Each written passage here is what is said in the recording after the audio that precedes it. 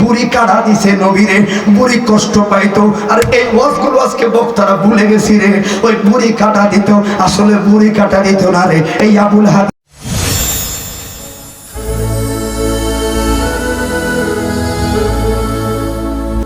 ও নবীনগরের যুবক, আমার আল্লাহ বলল আখিরি নবীর উম্মতের প্রতি একমাত্র দয়া করলাম হাবিবুল্লাহর কারণে, হাবিবুল্লাহর কারণে।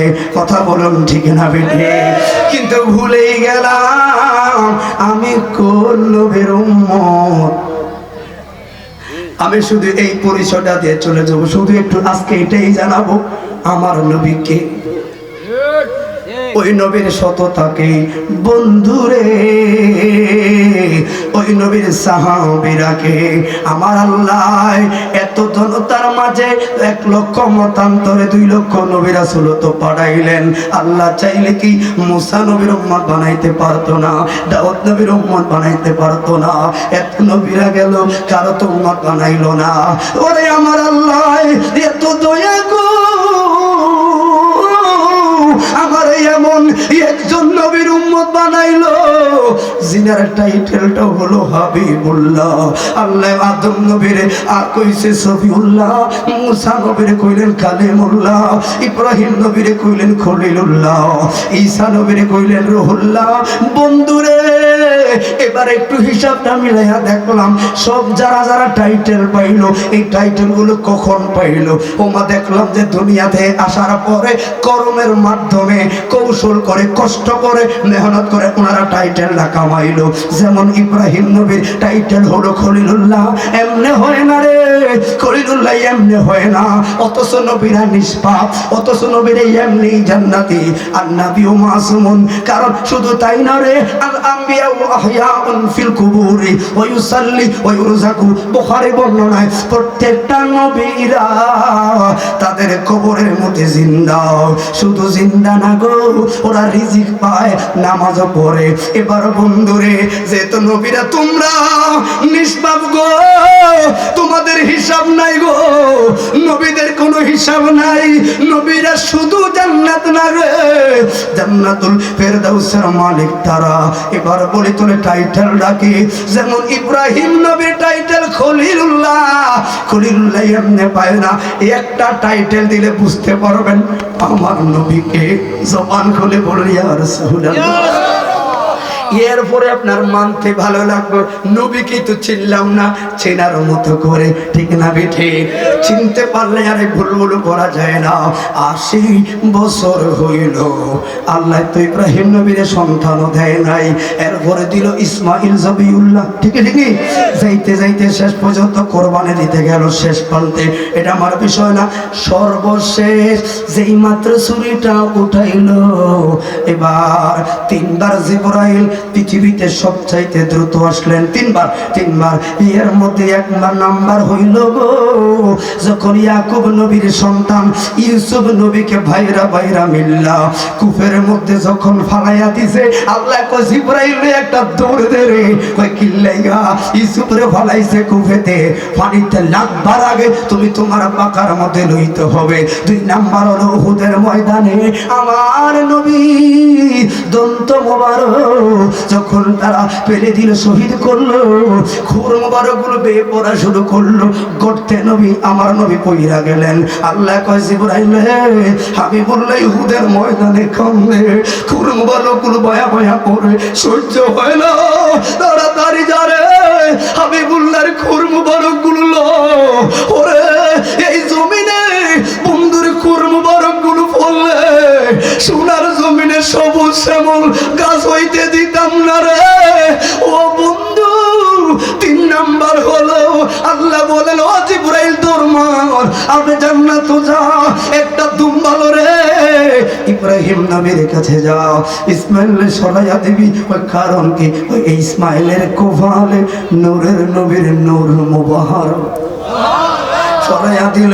আর কানে কানে শুধু একটা কথা বলবে, খলিলুল্লাহ খলিলুল্লাহ। বন্ধুরে এত কষ্টের পরে টাইটেল পাইল খলিলুল্লাহ, পরীক্ষা দানকারী, আত্মত্যাগকারী। এবার তোমার নবীকে, আমার নবীকে আদম 350 বছর কাঁদলো। যে আদম বলল রাব্বানা জালামনা আনফুসানা ওয়া ইল্লাম তাগফির লানা ওয়া তারহামনা লানাকুনান্না মিনাল খাসিরিন। জুলুম করলাম 350 বছর পরে হঠাৎ করে আদম বললেন মালিক মাওলা রে, তোমার রহমতে কুদরতের সিংহাসনের পাশে একটা নাম দেখলাম, নূরের নবীর নাম, ওই নামের একটা টাইটেল দেখলাম হাবিবুল্লাহ। ওই হাবিবুল্লাহর খাতিরে আদমের প্রতি দয়া করবা। আরে মাথাটা নিচে দিতে না দিতে জিবরাইল আইসে কই দেরি কইবেন না আল্লাহ। তারা তরিলন কই যান, কইছিলি রে আদম রে, আসল জায়গা ভুলে গেলি রে আদম। ও আদম, হাবিবুল্লাহর নাম মোবারক 350 বছর পরে রে কেমনে আইছে রে? সকল নবীরা দুনিয়ায় মেহনত কইরা টাইটেল নেই রে, আর আমার নবী এখনো আসে নাই রে। দুনিয়ার মানব, দুনিয়ার মানুষ রে, আদম নবী হাবিবুল্লাহর কথা কইতে না কইতে জিবরাইল টান দিয়ে লয়া আরফার ময়দানে লয়া গেছে গো। আব্দুল্লাহ বলি ইয়া রাসূলুল্লাহ, আমরা তো সেই নবীর উম্মত। কথা বলে ঠিক না বেঠে? তাহলে বলুন একবার ওই নবীর উম্মতের একটু বলুন, আমার আল্লাহ কেন এই কথা বললেন? মেরাজে উপর না নিয়ে ফিরিস্তিনিতে কিল্লাইল নবীরে। ভাবছেন একটু রহস্য আছে নি কথাটা? একটু ভাববেন আর হুজুর করে জিজ্ঞাসা করেন কি কয় হয় আমার জানাই। কথা তো ঠিক, আল্লাহ নবীর উপর গেলে যাইব হেরে নিছি কিন্তু। এবার বলবেন, আপনারা হয়তো অনেকে ভাবছেন এটা পণ্ডিত করে এটা কইবেন যে সকল নবীরা এখানে নামাজ পড়ছে, এটা বরকতের জায়গা। নাও চাচা, না না, কারণ বাইতুল মুকাদ্দাস থেকে 50,000 টাকা বেশি সব হেরেম শরীফে, ঠিক নেই? তো আল্লাহ এটা করতে গেলে তো হেরেম শরীফে গুণ আনতে হতো, ঠিক নেই? হেরেনি জিঙ্গি লাইয়া, এটা প্রেমের রহস্য আছে। কথা বলো ঠিক না বেঠে? এই জন্য স্বাদ মেঠে না রোজা দেখে, রোজা দেখে, রোজা দেখে তোমার উপমা। কোরআনের সুর মাঝে শুনেছি যে নাম, আজানের সুর মাঝেও শুনেছি ও নাম। জবান খুলে বলুন ইয়া রাসূলুল্লাহ। এবার সবাইকে আমি শুধু নবীর উম্মতের কোন নবীর উম্মত আমরা এতটুকু বোঝালাম। এবার একটু আসুন, আমরা ওই নবীর মুহাব্বত অন্তরে ধারণ করা দরকার আছে না নাই? আসলে বলুন আছে না নাই? এখন বাবা কবর থেকে, কারণ একজন প্রধান বক্তা যেটা শর্ট টাইমে কথা বললো, শুরু থেকে কথাটা আমার শেষ করা লাগবো। আমি যদি ডাইরেক্ট কোনো একটা ঢুকি আপনার কাছে তৃপ্তি আসবে না, কারণ মরণ কবরে কথা বইলাম, নবীর নবুয়তের প্রমাণ দিয়ে তারপরে কথাটা বলা লাগে। কারণ বুঝানোর মতো বুঝতে পারলে রে বাবা 1 মিনিটের কথাই যথেষ্ট আমলের জন্য। কথা বলুন ঠিক না বেঠি? এই জন্য বাবা আমার আল্লাহ তাআলা কেমন নবীকে ভালোবাসলেন, আপনি কেমন ভালোবাসেন? যিনি রহমান হইয়া গো আল্লাহ বলল হাবিবুল্লাহ রে 70,000 এখন পাঠাইলাম, 70,000 সন্ধ্যা বেলা পাঠাইলাম দরুদ পড়বে। এবার উম্মত হইয়া আজকে সারাদিনে কয়টা দরুদ পড়লেন একটু ভাববা দেখেন। হাবিবুল্লাহর উম্মতেরা, আপনার নবী গো মন খারাপ করার কিছু নাই গো। এই দেশে আপনারে কাউ ভয় করবে, 6 প্যাক বলবে, ও নবী আপনার সামনে টানা হেসরা করবে, মন খারাপের কারণ নাই গো হাবিবুল্লাহ। কারণটাকে আমি আল্লাহ আগে কইয়া দিছি, ওরা পানা লাকা যিকর, স্বয়ং খোদা হইয়া মুস্তাফার দাম বাড়ায় রাখছি।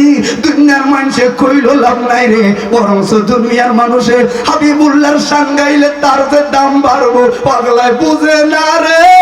কথা বলো ঠিক না রে?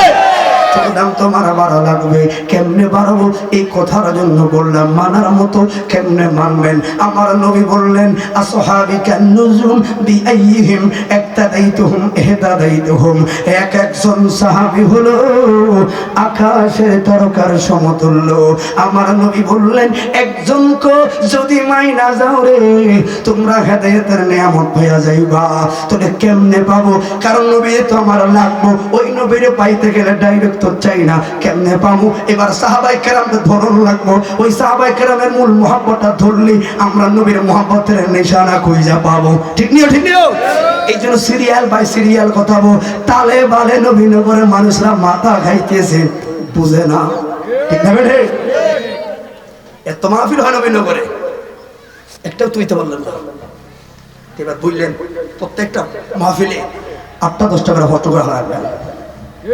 বক্তারা কই যাইবি, পড়াশোনা সারা স্টেজ উঠবি, কই যাইবি, কথা বলেন তো। আমাদের এখন জিগির টান দেন, আমরা তো বক্তারা পড়াশোনা করে, বক্তাদেরকে চাপে রাখতে হবে, তখন বক্তারা পড়াশোনা করবে। কথা বলেন না কেন? টেপ আপনার দেখবেন, আমার কাছে টেপ আছে।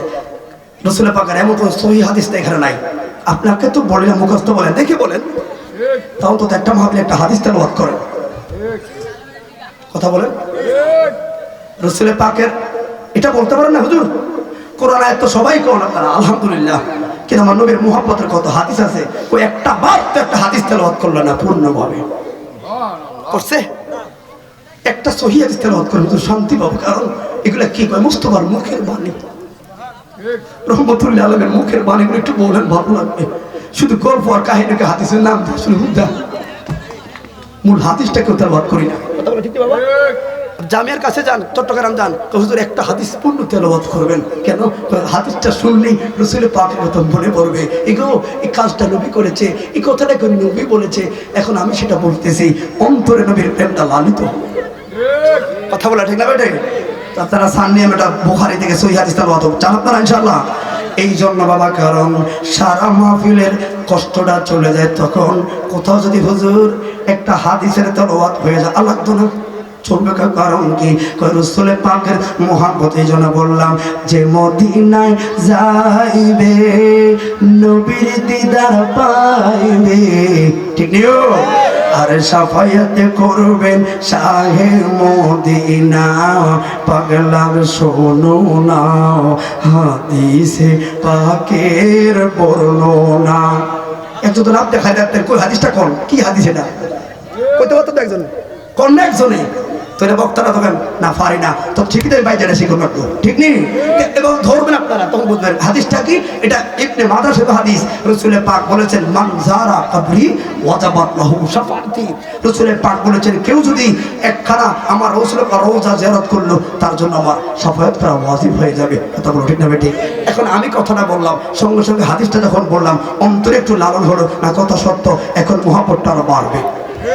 কথা বলে না কেন? এই জন্য রানে জলে খায় ডেকে বলে ইউসুফ নবীর তোরে বান্ধবীরা হাত কাটিল, টের পাইল না ওরে পাইল না। মা এসাই ডেকে কয় নবী যদি দেখা পায়, মা এসাই ডেকে কয় নবী যদি দেখা পাও, তোরা কলিজা কাটবি টের পাইবি না। এটা বুখারী, কলিজা কাটবি টের পাইবি না। ওরে সিদ্দিকে আকবরের দাবি দেখবি যদি নূরের নবী, জীবনের আর জ্বালা থাকবে না ওরে থাকবে না। আবু বকর বসে সে জায়গা পাইল নবীর কাছে, ঠিক নেও? আবু বকর বসে সে জায়গা পাইল নবীর কাছে, জীবনের দুঃখ রইল না। ওরে ডাক দিয়াছেন নূরের নবী, হানজালা আয় তাড়াতাড়ি, হানজালা আর দেরি করলো না। ওরে রে করলো না, নতুন বাসর সাইরা দিল, নতুন বিবি হইলা গেল, তবু পাগলায় নবী সারলো না। ওরে ওমর পাগলায় বললেন বাবা আদব নিয়ে বলবেন কথা। ওমরে কে বাবা রে, ওমর বললেন ও গো বাবা আদব নিয়ে বলবেন কথা, নইলে গর্দন মাথায় থাকবে না, নইলে গর্দন মাথায় রাখবো না, আমি রাখবো না। তোর বাড়ি সাহালাইয়া দিল, বাবার গর্দান ফেলে দিল, ইশকে রসুল ভুইলা গেল না, পাগলার শোনো না।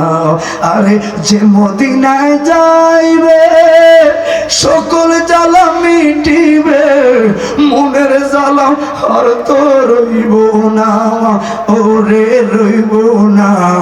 নবীজিকে সালাম দিয়ে বলবো কথা কানে কানে, অদম পাগলার বুইলা যাবেন না। জবান খুলে বলুন ইয়া রাসূলুল্লাহ। শুধু বাইরে কেন বললাম? ওই নবীর ভালোবাসার মাপকাঠি হলো আমার নবী বলল আসহাবিকান নুজুম বিআইহিম একতারাইতুহুম ইহতারাইতুহুম। মানুষ না আমার সাহাবীরে কেন এদের মাঝে নবীর মুহাব্বতের খুশবু চড়ায়। ও বন্ধুরে, ইসলামের মধ্যবিখান কথাটা শুরু ইসলামের মধ্যবর্তী জবানায়, কথাটা শুরু হাদিসটা তিরমিজি থেকে আপনারা পাবেন। লাস্ট আমি হাদিসটা বলে যা প্রশ্ন করবেন। হে ভাই, তখন সাহাবীরা একে একজন পাহারা দিয়ে এক একজন করে পাহারা দেয়। কেন? রাসূলুল্লাহ যে মাত্র বদরের যুদ্ধটা হয়ে গেল, বদরের যুদ্ধ দেখলো সর্বনাশ রে, মুসলমানের সংখ্যা ছিল মাত্র 313 জন, ঠিক নেই? 313 জন, এর মধ্যে সবাই যুদ্ধ করার জন্য লোক না। ওরে বন্ধুরে, ওই বদরের যুদ্ধে দুইটা বাচ্চা ছেলে গেছে রে, এরা মাপেও আসে না। কিন্তু ভাই যুদ্ধ করার মতো অস্ত্র সরঞ্জাম ছিল মাত্র 60 থেকে 65 লোকের, এর মধ্যে বুড়া মুরব্বী যুবক সবাই মিলে গেলেন, যা পাইছে তা লইয়া গেছে। এবার তারা ছিল 1000 বেশি মানুষ রে। ও বন্ধুরে, এদের সবার কাছে অস্ত্র ছিল ভরপুর, গোড়া ছিল, ওট ছিল, ডাল ছিল, বল্লম ছিল, এরা ছিল পরিপূর্ণ।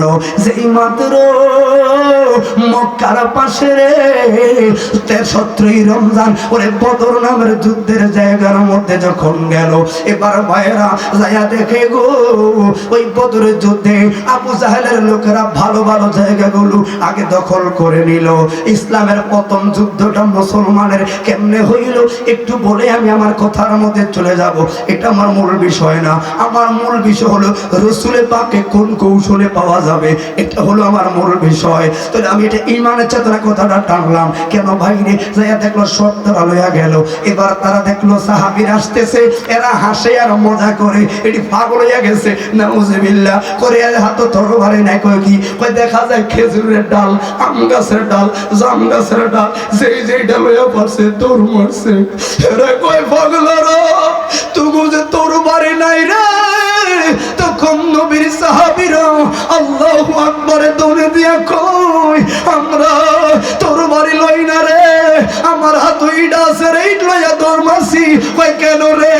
আজকের সেনাপতি সাধারণ কেউ রে, আজকে যুদ্ধের যিনি নমন্ত্র দিব রে উনি হলেন ইমামুল মুরসালিন রে, ওর জগতের মানুষ রে, এদের যুদ্ধ সরঞ্জাম দেখা রে। এবার সাহাবীরা বললেন সর্বনাশ, আম গাছের ডাল, আম গাছের ডাল কিছু করতে পারতাম না। আবু বকর কয় আল্লাহর কসম করে বলি রে, বদরের যুদ্ধের মুসলমানেরা ওই যে তাকাইয়া দে, কই কে? কই মা আমেনার নয়ন মনি, ওই জায়গায় সেজদা দিও কামতে আছে আর বলে আল্লাহুম্মা ইহসানা ফিল মুসলিমিনা বদরি, আল্লাহুম্মা বিরাজকনা ফিল মুসলিমিনা, আল্লাহুম্মা বিশফাতিনা মুসলিমিনা ইসলাম, আল্লাহুম্মা ওয়ারজুকনা হালালান ফিল মুসলিমিন, আমার নবী ডাক দেয়, আবু বকর কয় আল্লাহর কসম, আল্লাহর কসম, মুস্তাফার দুই নয়নের পানি বদরে যুদ্ধে পড়লো। আজকে যদি একজন আবু বকর দাঁড়াই রে, আজকে মুসলমানের বিজয় কেউ নিতে পারতো না রে। আল্লাহু আকবার। তাহলে ঈমানি চেতনা সবার উপরে, ঠিক না ঠিক? ঈমানি চেতনাটা সবার উপরে ফাতল লইয়া গেছে, আম গাছের ডান গাছ লইয়া গেছে। ইমাম থাকার কারণে বিজয়টা দিলেন কে? আল্লাহ। কথা বলেন কে? আল্লাহ। এই জন্য মুসলমানরা তো হারার জাতি না। এই বাইরে কথা হলো, এই জমানায় যদি বদরের যুদ্ধ হয় তাহলে এবার মুসলমানের চেতনা বললাম। আসুন আমি আমার কথার মাঝে এবার আল্লাহ পাক আয়াত নাযিল করল। ওই বদরের যুদ্ধে যখন তারা হেরে গেল, এখন তারা আবু সুফিয়ান হিংসার কাতর, আবু জাহেল তো মারা গেল, বড় বড় লোকেরা মারা গেল। আবু লাহাবের স্ত্রী হিন্দা গোফরত রাসূল পাকের বেয়াই, রাসূল পাকের বেয়াই লাগে আবু লাহাবের স্ত্রী আবু লাহাব। বন্ধুরে সূরা লাহাব এমনি নাজিল হয় না, এটা অন্যদিকে আসলে আপনারা প্রশ্ন করলে বলে দেব সূরা লাহাব থেকে। এই সূরা লাহাবের তাফসীর তো আজকে শোনায় না কাউকে। সূরা লাহাব কি রে? যতদিন সূরা লাহাব পড়বি ততদিন পর্যন্ত আবু লাহাবের প্রতি তার নালত পড়া লাগবে, কারণ আবু লাহাবের স্ত্রীকে রে হিন্দার নাম পর্যন্ত আল্লাহ কোরআনে না দিছে। কারণ কি? ওই যে তোমরা খালি গল্প শুনছো, বুড়ি কাটা দিছে নবীরে, বুড়ি কষ্ট পাইতো। আর এই ওয়াজগুলো আজকে বক্তারা ভুলে গেছি রে।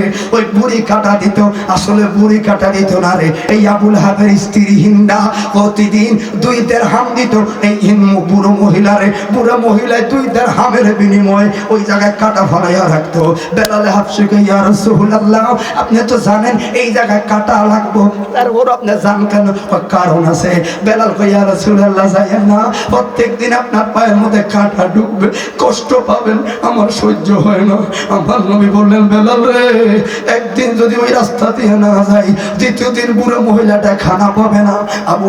বেলাল কো সর্বনাশ কি কইলেন? ওরে বেলাল রে, ওই হিন্দা আমার বেন আমারে কষ্ট দেওয়ার লাইগা এই বুড়ি মহিলাটারে তুই এতে হাম করে দিত, বুড়ি মহিলা কাটা দিত, আনন্দ পাইতো, টাকা পাইতো। এখন আমি যদি না যাই তোরে হিন্দা তো তারে টাকা দিত না, মহিলাটা কি খাইবে?